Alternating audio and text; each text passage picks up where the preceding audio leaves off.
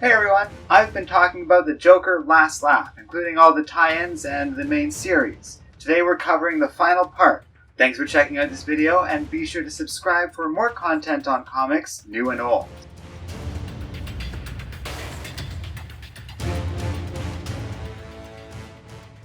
Confused at even still being alive, Shiloh Norman and Marcia Dina Bell awake in a strange realm, surrounded by the entire Slab facility. Realizing they were absorbed by the villain Black Mass, they will need to find this being in order to escape the mysterious realm. Meanwhile, as Batman incapacitates an infected Dr. Light, Kurt Langstrom calls in, informing Bruce that not only is all attempts at a cure failing, but the Joker villains seem to be dying and suffering a number of new symptoms all on their own. The American government meanwhile launches a number of military strikes across the country, and manages to secure a victory against a number of the infected in Midway City, Hub City, and Drescher, but is struggling in Atlanta. A vigilante named Militia steps in to help a number of soldiers after being forced to retreat from an infected villain called Kilgore. Militia proves successful at this. Coordinating with a number of pilots named the Blackbird Squadron, they are able to secure the city and defeat a number of these Jokerized villains. In response, the Joker begins treating the situation like an all-out war against his old colleague Lex Luthor. He gathers a large number of Joker villains and dispatches them to Washington, D.C. Back in the endless white void, Shiloh and Dina struggle against a number of the Jokerized villains. They find Black Mass, but the Sinister Man only joins the others in trying to kill the two staff, and doesn't seem to desire facilitating an escape. They are then approached by someone who thinks he can help. A longtime enemy of Shazam, a tiny telepathic worm known as Mr. Mind offers his assistance to the two remaining members of the Slab's prison staff. However, when the villains attack, Marshall Bell is forced to shoot Black Mass in the head while defending herself. During this, Harley Quinn, who had once managed to cure her hyenas of the Joker toxin, is able to synthesize something into a cure for the villains. Her and Kurt are able to successfully test it on Dr. Savannah, who quickly returns to normal and quietly asks to be placed back in his cell. Meanwhile, Black Canary finds the doctor who originally diagnosed the Joker with cancer. He confesses he did it all as an elaborate prank on the Joker in an ill-conceived attempt to avenge the many people that have suffered at the villain's hands, having no idea the Joker would react this way. Black Canary realizes how pointless this rampage all is, just as the Joker launches a massive attack on other prisons, Atlantis, the White House, and Arkham Asylum. And as a final key to his plan, he has two villains create a massive storm full of Joker toxin, unleashing it on the population of San Francisco. Iron Heights Penitentiary in Central City suddenly finds itself under siege. Three Jokerized villains attack: Deadline, Deadshot, and Merlin. Merlin uses arrows infested with the Joker toxin, but the other two simply begin massacring everyone in sight, leading to a chaotic scene. The Warden of Iron Heights brutally kills Deadline, and so Deadshot and Merlin portal away with another infected villain named Warp. Merlin then sets his sights on another imprisoned villain named Pied Piper elsewhere in the complex, who happens to be visited at the time by Wally West and Linda Park. Wally, already dressed as the Flash, is quick to respond to these events, saving the Pied Piper and quickly moving to incapacitate the villainous Merlin. Though he succeeds at taking down the attacker, Pied Piper is infected by Joker gas. He fashions a pipe out of some debris and uses his sound projection abilities to blast Wally and Linda with some sonic energy. Meanwhile, Deadshot finds his target, a badly injured Captain Boomerang, who he infects with the Joker toxin as well. Wally soon finds himself surrounded by infected villains. Thinking quickly, he rushes Linda off to safety and then knocks Deadshot out with a powerful blow. Captain Boomerang is able to hit him with the trick boomerang though, and he prepares to finally finish off the Flash. That is until the Pied Piper steps in and begins to strangle Captain Boomerang, while transforming himself back to normal. Wally pulls his friend off the villain, and the attack on Iron Heights is finally brought to an end. Boomerang and the others are sent off to the Belle Reve facility for treatment. while the Pied Piper, seemingly recovering on his own terms, stays behind in Iron Heights, voluntarily wanting to make amends for his past actions. However, the corrupt warden promptly oversees a severe beating of this prisoner. At Star Labs, Harley attempts to hold Kurt Langstrom hostage, demanding she be taken to the Joker. Kurt transforms himself into the Man-Bat, causing chaos to erupt on the scene until the authorities manage to bring things back under control. The personnel at Star Labs watch as the storm of Joker toxin begins to spread across the United States. Over in Gotham City, the Huntress attempts to infiltrate Arkham Asylum, only to be attacked by a Jokerized villain called the Ventriloquist. She is able to use some antidote to cure the troubled man, though based on this procedure, she's able to confirm with Oracle the cure only works on someone who has been infected for less than 48 hours. Though Helena is considered unstable and untrustworthy by the rest of the Bat family, Oracle is tapping into her help as a matter of last resort. The boy Wonder recently went missing about 10 minutes ago when investigating here, and nobody else is available to find him. Robin has indeed been captured, with a great deal of Jokerized inmates now arguing over who gets to have at the young superhero first. An infected Killer Croc winds up simply grabbing Tim Drake, claiming him and stating he is most deserving of revenge, while the others simply laugh and make jokes about the outcome, all fully infected at this point. Meanwhile, Shiloh and Dinah have taken to closely working with the tiny villain known as Mr. Mind. They manage to orchestrate a plan where they are able to briefly knock out King Shark, using Dinah as bait, much to her annoyance. Unnoticed, someone within the body of Black Mask begins to stir. Oracle then contacts Black Canary, confirming that the Joker is indeed not dying of a terminal illness. The two of them realize this information might get the Joker to stand down. Batman, Martian Manhunter, and Plastic Man all teleport to Easter Island, only to find the Joker and all his minions gone. Bruce finds a copy of the Joker's plans, but the information is nothing new to them at this point, and the three leave, unsure of what is coming next. Outside of Blackgate Prison, Nightwing and Azrael try to come up with a plan to address the riots, only to be ambushed by two more Jokerized villains. They manage to grab Dick Grayson and bring him face to face with the real Joker, who gives Nightwing a message for Batman, then returns the now unconscious hero back to Azrael. In the remains of the slab, Shiloh finds a now recovered Multi-Man beside the body of Black Mass. Remembering this villain gets a new set of powers to help him every time he dies, he and Mind get Dinah to execute the prisoner, knowing he will soon resurrect with new powers that can get them out of this dimensional plane. She complies, and they prepare to kill him again should he revive with unhelpful powers, though Marshall Ball notes she is running low on ammo. Back at Star Labs, a married couple called the Jensens, who once served as two astronauts for the organization, put themselves in a prison. As night falls, they transform into their alter egos, Lady Luna and Moonstruck. Learning of this, the Joker has them infected with his toxin while making a deal in the process. In Gotham City, Harley, now wanted by heroes and villains alike, has managed to slip away from Star Labs' custody and joined up with Poison Ivy. She is showing off a new Harley-Davidson motorcycle the woman has procured and wants to leave town with her companion. Ivy is reluctant to leave behind her plants and refuses, leading to some harsh words from Harley before the troubled woman leaves. Now on her own, Quinn is attacked by the Jensens, who have been ordered by the Joker to kill Harley Quinn. She flees back to Ivy's apartment, where they concoct their own version of the Joker antidote, though Quinn's pursuers are quick to follow and attack. In the resulting chaos, Harley is able to cure Moonstruck, while an outraged Lady Luna is unable to react before sunrise and is transformed back into her human form. Harley is then able to cure that woman too, leaving both astronauts saved from dying of the Joker toxin.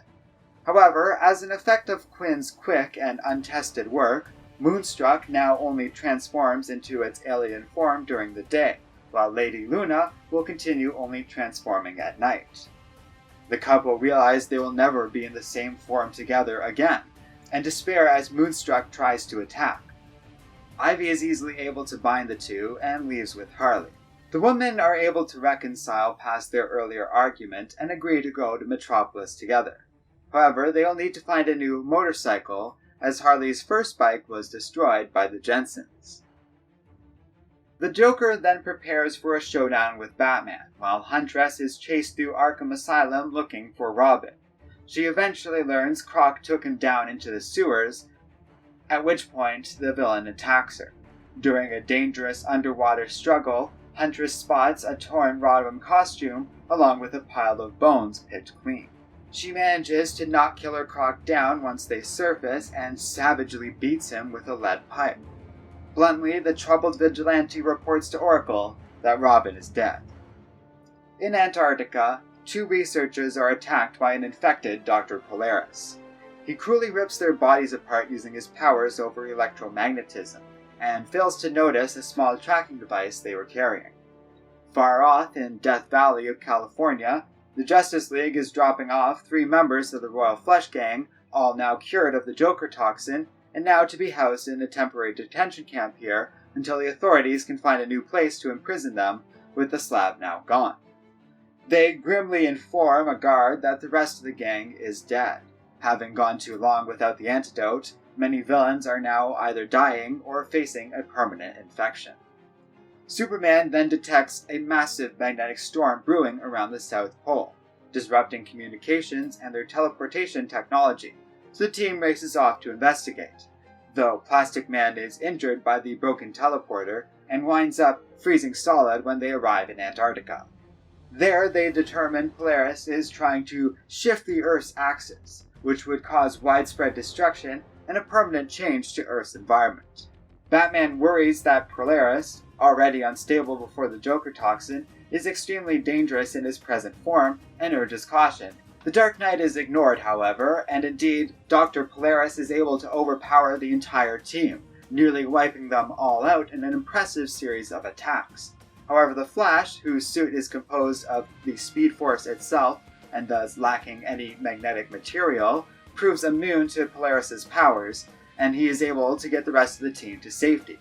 The Justice League agrees to put Batman in charge, and he puts together a plan to thaw Plastic Man and have him defeat Polaris, thanks to a complete lack of metal in that hero's body too. This works, and the villain is successfully imprisoned. Batman leaves the team behind, instructing them to use their powers to keep Polaris here, and when they are done with that, find other infected metahumans. Bruce leaves for Gotham City himself, intent on finishing things and putting an end to this chaos. There he discovers an escaped inmate of Arkham Asylum dressed as Santa Claus, but is unable to arrive in time, leading to a shootout with the police. Batman is distracted by a dead body planted in a burning building, using it as bait to send the Dark Knight flying into the harbor, and realizes that more organized criminals are starting to take advantage of the Joker's chaos. He is able to deduce this is the work of a man named Zeiss, a person making major plays into the local Odessian gang, but can do little to confront the matter with so much going on right now. Batman takes a moment to at least observe the criminal, and is forced to ignore a nearby car crash in the process. He realizes Gotham is erupting into chaos, and things are rapidly getting completely out of the hero's control. His actions do pay off, though, as he spots Zeiss attacking and grabbing a young woman, as her father runs the Odessian gang. Batman moves in, at which point Zeiss forcefully declares he is about to kill somebody, either the girl or her father. Suddenly, however, the infected Santa Claus runs onto the scene, giving Batman a chance to save both the girl and her father, although Zeiss is able to escape by blowing up half a city block. Noting this new criminal plans well for contingencies, Batman vows not to underestimate him in the future before curing the infected Santa Claus and moving on. He is surprised by one thing, though. Even in the light of the daughter almost dying in front of him, the mobster still refuses to say anything about this to the police. Batman reflects on just how lonely he feels in this city sometimes. Word soon spreads after this of Robin's death. In the sewers of Arkham, Huntress is joined by Batman and Spoiler, and they administer an antidote to the still unconscious Killer Croc. Batman refuses to let the 2 young and troubled women murder the villain in retaliation for this, pointing out Robin would never want that, and claiming that revenge is for weaklings. From the shadows, Zsasz the serial killer emerges and attacks them, only to be quickly pummeled by Huntress. The three of them travel out into the city, only to find a barrier created by one of the Joker's new metahumans, keeping all civilians out of an area called Cathedral Square. Batman realizes the Joker is here, planning a final showdown with the Dark Knight himself, and is certain the villain has arranged things so that only the Bat family will be able to cross into this barrier. Barbara informs Ted Kord, the Blue Beetle, of the news that the Joker's terminal condition is a hoax. She is having trouble accepting the death of another Robin at the hands of this villain, realizing even if they manage to tell the Joker the truth, it is a fruitless effort. The Joker won't stop if he's having fun. Suddenly, Tim Drake enters the room, much to the surprise of Oracle and Blue Beetle. Robin was unaware that everyone thought he was dead, explaining he was able to fight the Killer Croc off, while his costume was severely and conveniently damaged, along with his communications equipment. He managed to swim through the sewers of Arkham and slowly made his way back here, much to the relief of his friends. The bones Huntress found in the sewers are discovered by the police to belong to an adult male, and they begin testing them for more evidence. Barbara tries to tell the others the good news, but realizes the barrier around Cathedral Square is blocking all communications into it. Robin and Blue Beetle race off, knowing that if everyone thinks Tim is dead, somebody is bound to do something stupid. Tim is forced to leave the Blue Beetle behind to cross the barrier, while Nightwing, blind with grief and fury over Drake's alleged death, attacks the Joker with everything he has. In Manhattan's Midtown, the Titans battle a group of infected villains known as the Hangmen. They are holding their own against these powerful enemies, even if Nightwing is still off assisting Batman, while Roy Harper is busy at Star Labs, trying to deliver the antidote to the team as soon as more is available to them. Back at the Titan headquarters, a longtime foe of theirs named Cheshire attacks, incapacitating a few civilians staying there and attacking two other women named Rose Wilson and Grace. Infected with the Joker toxin, Cheshire soon finds the daughter she had with Roy Harper, a young girl named Leon, and while attacking another boy with telepathic powers named Nicky. The Titans and Roy Harper are then told about Cheshire being infected, which surprises them as she was supposed to have been transferred out of the slab to Blackgate Penitentiary last week. Hearing this, Donna Troy and Jesse Quick are able to race back to the Titans Tower in mere moments, grabbing Leon from Cheshire, only to find the little girl has also been Jokerized. Allowing Cheshire to knock Jesse out with some poison concealed under the villain's fingernails, and Leon races off with her mother. However, Cheshire suddenly collapses, having been knocked out by the sudden arrival of Roy Harper using some newly assembled Joker antidote. Roy turns on his daughter as she lashes out at him, still infected and completely unstable. He is forced to knock her out with a tear in his eye. Both mother and daughter are cured by this, and Cheshire is finally sent to Blackgate Prison. Roy, however, is left shaken at Leon's hurtful words when she attacked. Even if her mind was corrupted at the time, Harper is still left worrying there is a darkness deep within his young daughter. Given the nature of her mother, he can't help but worry she might grow up into something disturbing one day. Dick Grayson, having stolen Black Canary's bike and gone off to Gotham Cathedral on his own, confronts the Joker, fully intending to kill the man over Robin's supposed fate. Barbara, in spite of everything she has said, realizes this is wrong. She still wants the Joker dead, but can see the terrible effect this will have on the man she loves, leaving her full of worry and regret. When some Jokerized villains attack Nightwing, the real Joker gets furious and shoots them all dead. He is frustrated by the lack of imagination in his peers, and willingly begins to fight Grayson one-on-one in an effort to get Batman's first protege to actually murder someone in cold blood. Meanwhile, Spoiler, Huntress, and Batman battle the remaining Jokers who have been sent to prevent anyone from interfering with this showdown. In the Dimensional Void, Multi-Man resurrects with powers of reanimation. They use this to bring back enough of black mass that Mr. Mind is able to force his body to create a gravitational well, through which the entire prison is returned to reality. They find themselves on a snowy landscape in the Antarctica, and are greeted by a Martian Manhunter carrying an unconscious Doctor Polaris. The fight against the Joker descends into Nightwing simply pummeling the villain. Robin shows up, prompting the few remaining Joker villains to either be knocked out or flee. Tim tries to stop Grayson, but it is too late, and he finds Nightwing standing over a dead Joker. His older peer is full of instant regret at this, and with Batman and the others coming in soon after, they are able to revive the Joker with CPR. Grayson is still left feeling guilty as though the Joker won, while Stephanie delights in the knowledge that Tim Drake is still alive. With that, the Joker incident is brought to an end. Grayson is left reeling while the rest of the criminals are rounded up or outright assumed dead at this point thanks to the effects of the toxin. Luther and the administration begin to regroup and start calculating the costs and losses of this event. The DEO takes command of the slab, which is assuming its new home in Antarctica. Shiloh Norman has been placed in temporary command of this facility while they rebuild. Doctor Polaris has also effectively become the Earth's new South Pole. After absorbing so much magnetic energy, he cannot be moved from this location without risking widespread chaos. He has been placed in a cell with Black Mass's body, which will absorb the man's excess magnetic energies, at least for now, and also freak him out a little bit. Meanwhile, Norman has given special privileges to Multi-Man for helping them out earlier, and is keeping Mr. Mind in a small but comfortable cage in his office. The Joker has also arrived back here recently. Shiloh remains unsure what to do with this villain, but for now is keeping a very close eye on him.